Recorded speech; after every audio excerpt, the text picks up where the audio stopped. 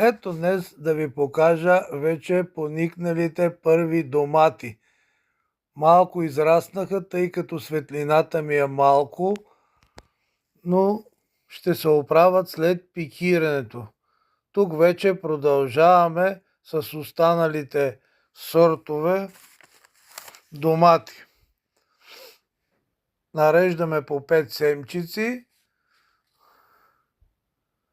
в кутишка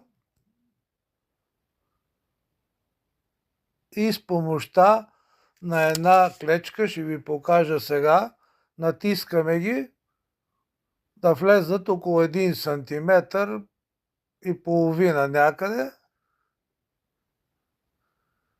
След това притъпкваме, поливаме и ще го закриеме тази половинка с едно найлонче, за да се получи парников ефект, и за 7 дена очакваме първото изникване.